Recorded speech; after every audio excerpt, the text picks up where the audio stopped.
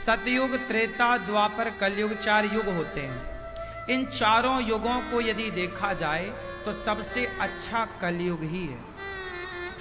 कैसे? सतयुग में भगवान को पाना बहुत कठिन था।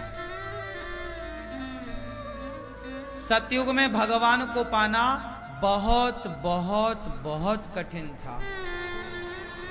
त्रेता में भगवान को पाना बहुत बहुत कठिन था। द्वापर में भगवान को पाना बहुत कठिन था। और कलयुग में भगवान को पाना बहुत सरल है। कैसे? सतयुग में भगवान कृते यद् ध्यायते विष्णु, सतयुग में बड़ा ध्यान करना पड़ता था। त्रेतायाम यजतो मखई, त्रेता में यज्ञ करना पड़ता था। द्वापरे परिचर्यायाम, द्वापर में सेवा बड़ी करनी पड़ती थी। लेकिन कलयुग में केवल लोग भगवान का नाम जपें श्रद्धा से तो स नाम जप के बल से भगवान की प्राप्ति हो सकती है। कलयुग केवल नाम आधारा, सुमरी सुमरी नर उतरहि।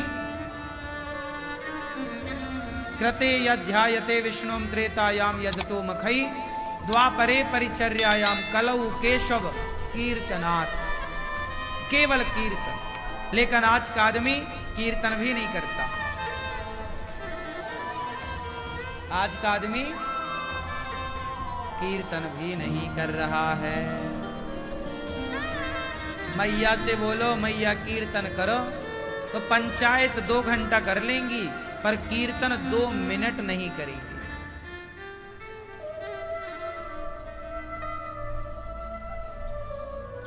कीर्तन लोग पहले घरों में लोग कीर्तन करते थे। सारा परिवार बैठता, चलो भैया सामने भगवान जी कीर्तन, श्री कृष्ण गोविंद हरे मुरारी, हे नाथ नारायण वासु, श्री कृष्ण गोविंद हरे मुरारी, हे नाथ नारायण वासु। और आज पहले लोगों के घरों से कीर्तन भगवान का नाम सुनाई पड़ता था। आजकल केवल खौ खौ खौ खौ सुनाई पड़ता है। लड़ाई झगड़ा। हाँ या ना? इसलिए आज का गृहस्थ दुखी है। पहले के गृहस्थ सुखी थे, क्योंकि पहले के गृहस्थों के घर में शंख की ध्वनि सारे घरों से निकलती थी, घंटी की ध्वनि सब घरों से निकलती थी। कीर्तन, पहले लोग गली से गुजरते थे तो शाम होती सबके घर से कीर्तन सुनाई पड़ता था। सवेरा हुआ सबके घर से घंटी कीर्तन सुनाई पड़ती। आजकल कहां सुनाई पड़ता है? बोलो, सुनाई पड़ता है? क्यों नहीं पड़ता? आप गृहस्थों ने कीर्तन करना छोड़ दिया। आपको लगता क्या होगा? क्या होगा? 10 बजे तक आप सोएंगे, उससे नहीं आप बोलते कि क्या होगा, 10 बजे तक क्यों सोएं। शराब पीते हो, आप नहीं पूछते शराब पीने से क्या होगा। सिगरेट पीते हो, क्या होगा सिगरेट पीने से। पर कीर्तन करे कोई तो लोग कहते पाखंड कर रहा, कीर्तन कर रहा, क्या होगा? देखो जरा, है ना? आज के जमाने में कोई गलत कर रहा है ना, उससे सवाल नहीं पूछा जा रहा है, सवाल उससे पूछा जा रहा है जो सही कर रहा है। आजकल सवाल किससे पूछा जाता है? बोलो, सही करने वाले से। गलत करने वाले से कोई सवाल नहीं। शराब पीने वाले से कोई नहीं पूछता कि तू शराब क्यों पीता। पर माला जपने वाले से पड़ोसी पूछते क्यों, बड़े पंडित बन गए हो क्या। निंदा चुगली करने वाली महिलाओं से कोई नहीं पूछ रहा कि तुम निंदा क्यों करती हो। पर तिलक लगा ले कोई महिला तो पड़ोसन 10 सवाल, अरे बड़ी पंडितानी बन गई, तिलक लगाती है। कोई महिला तिलक लगाए ना तो पड़ोसी पूछेंगे तिलक लगाई हो, काहे लगाई हो, ऐसे वैसे। अच्छा कर रहे हैं तो लोग सवाल कर रहे हैं। और आप बुरा करो कि ये क्या तुमने पहन रखा है, क्या हुलिया बना रखा है, उल्टे काम करे कोई तो लोग एक क्वेश्चन नहीं कर रहे हैं, और तुलसी की माला कोई पहने तो लोग ढेर क्वेश्चन कर रहे हैं। क्यों जी, बात सही है? सही है। इसका मतलब ये है कि बुरे लोग ज्यादा हैं तो वो अच्छे लोगों पर हावी हो जाते हैं, और जब वो सारे बुरे हैं और एक अच्छा है तो उसे भी लगता है यार ये सब तो ऐसे ही हैं, चलो अपन भी ऐसे हो जाओ, तो फिर वो भी उनकी तरह। आप में से बहुत लोग चाहते हैं कि मैं तिलक लगाऊं, लेकिन आपको समाज का डर लगता है कि लोग क्या कहेंगे कि देखो तिलक लगाए हो।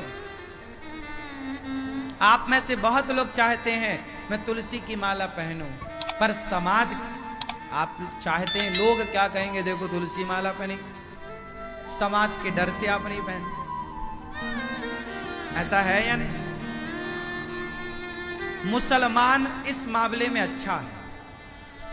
मुसलमान सारे लोग टोपी पहनते हैं, उन्हें कोई फर्क नहीं पड़ता इस बात से कि लोग क्या कहेंगे कि यार तूने टोपी पहन रखी है। सारे मुसलमान टोपी पहनते हैं, उन्हें कोई दिक्कत नहीं। लेकिन हिंदू तिलक नहीं लगाता, उसे तिलक लगाने में शर्म आती है। क्या मुसलमान को टोपी पहनने में शर्म आती है? क्या सिख को पगड़ी पहनने में शर्म आती है? बोलो, पगड़ी क्या शर्म आती है? जब सिख को पगड़ी पहनने में शर्म नहीं, मुसलमान को टोपी लगाने में शर्म नहीं, तो हिंदुओं को तिलक लगाने में शर्म किस बात की है? धोती कुर्ता पहनने में शर्म किस बात की है? तुलसी की माला पहनने में शर्म किस बात की है? और जय श्रीमन्नारायण बोलना में आपस में, इसमें शर्म किस बात की है? भैया जय श्रीमन्नारायण, भैया जय श्री कृष्णा, भैया राधे राधे।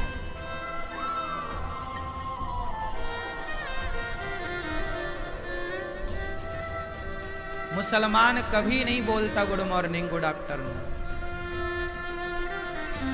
वो अपना जो उनका है वही बोलते हैं। लेकिन तुम बड़े फैशन में चलते हो, तुम नहीं बोल सकते हो भैया जय श्री कृष्णा, भैया जय श्री मन्नारायण, कैसे है मेरा दोस्त, कैसा है, जय श्री मन्नारायण। आप अपने दिन की शुरुआत गुड मॉर्निंग से क्यों, जय श्री मन्नारायण से क्यों नहीं? Good evening good afternoon good night से क्यों? जय श्रीमन्नारायण शुभ रात्रि, भैया जय श्रीमन्नारायण शुभ रात्रि, क्यों नहीं? क्या थोड़ा थोड़ा परिवर्तन आपको नहीं करना चाहिए? बोलो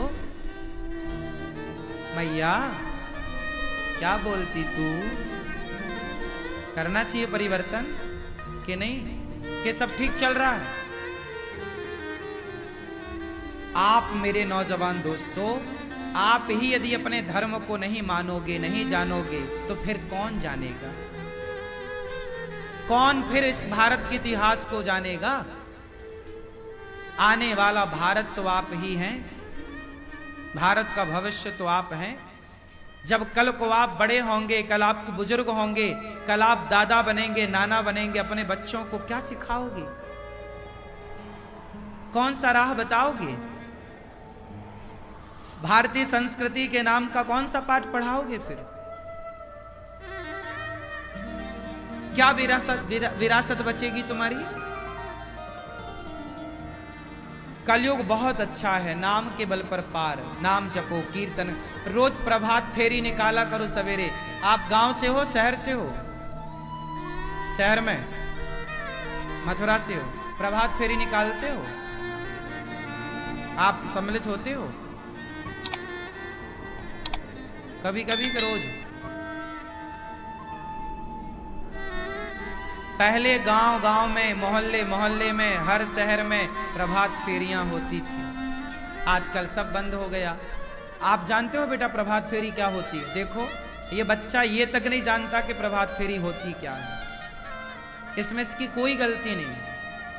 आने वाले भारत के बारे में कुछ ना जानेगा, केवल ये रोटी कमाना जानेगा लुगाई लड़का का पेट भरना जानेगा, जो कि कुत्ता बिल्ली भी करते हैं। गलती इन बच्चों की नहीं है, गलती आपकी है, माता पिता की, दादा दादी की। प्रभात फेरियां बंद हो गई। क्यों बंद हो गई? क्या भारत से बूढ़ों की संख्या कम हो गई? क्या भारत से जवानों की संख्या कम हो गई? क्या राम भक्तों की, कृष्ण भक्तों की जनसंख्या कम हो गई? क्यों? आलस्य बढ़ गया, प्रमाद बढ़ गया, लोगों की श्रद्धाएं समाप्त हो गई। प्रभात फेरियां खत्म, लोग व्यस्त हो गए अपने अपने काम में। सब अपना काम कर रहे हैं, सब पैसा कमा रहे हैं, बच्चों का पेट भर रहे हैं सब। किसी को फिक्र नहीं है धर्म की, राष्ट्र की, भारत माता की। एक छोटी सी बात कहूं, सुनोगे? बहुत कड़वी है, पर सुन लो तो काम आएगी। एक सच बोलने जा रहा हूं, समझिएगा। आने वाले 20 साल में क्या होगा भारत का, आने वाले 50 साल में भारत कैसा होगा, मुझे दिखता है अभी से। आप 2024 में देख रहे हैं ना, मैं 2070 को भी देख पा रहा हूं कि 2070 में क्या होने वाला है। 2080 को भी मैं देख पा रहा हूं। बताऊं क्या होगा? बता दूं? आप लोग यदि इसी रवैये से रहे, अपने धर्म को ना मानना, अपने ग्रंथों को ना मानना, तो क्या होगा? वही होगा जो कश्मीर में हुआ। क्या हुआ था कश्मीर में? सारे हिंदुओं को खदेड़ दिया गया, उनका सारा धन लूट लिया गया। एक बात बताओ, कश्मीर से हिंदू खदेड़े गए तो दिल्ली बंबई आ गए, भारत से खदेड़े जाओगे तो कहां जाओगे? कश्मीर से हिंदू खदेड़े गए तो दिल्ली बंबई आके बस गए, भारत से खदेड़े जाओगे तो कहां जाओगे? कोई बंकर वंकर बना रखा है अभी से कि नहीं? कहां जाओगे? 2070 आने दो, 60 आने दो, 50 आने दो, देख लेना। यदि नहीं संभले तो, नहीं जनसंख्या कानून बना तो, नहीं जनसंख्या नियंत्रण हुई तो, भारत में हिंदू अल्पसंख्यक हो चुका है। भारत में हिंदू अब बहुत सारे राज्यों में अल्पसंख्यक है। बहुत सारे राज्यों में हिंदू क्या है? अब अल्पसंख्यक। और बहुसंख्यक जो होगा वो आपकी बहन बेटी और आपकी संपत्ति को वैसे छीन के लात मार के भगा देगा जैसे काश्मीरी पंडितों के साथ हुआ। राष्ट्र हित की बातें आप लोग करते कहां हैं? आप केवल अपने हित की बातें करते हैं, आप अपने बारे में सोचते हैं। क्या राष्ट्र के बारे में आपने कुछ सोचा है? इसलिए 23 घंटा अपने लिए काम करो, परिवार के लिए काम करो, पर 1 घंटा अपने धर्म के लिए काम करो, अपने राष्ट्र के लिए काम करो। 1 घंटा राष्ट्र के लिए विचार करो, मंथन करो। क्या कर सकते हैं आप?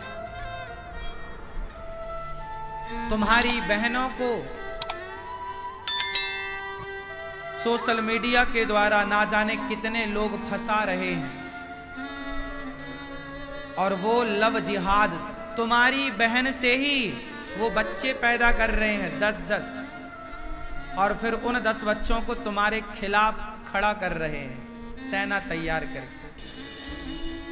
क्या ये षड्यंत्र आप सब नहीं जान रहे हैं? आज हिंदुओं के गांव कन्वर्ट हो गए। क्या ये आपसे छिपा है? फिर भी तुम सो रहे हो, फिर भी तुम नहीं जाग रहे हो। सो, हिंदू को नींद बहुत आती है। हिंदू मतलब सोया हुआ समाज। हिंदू की परिभाषा है सोया हुआ समाज।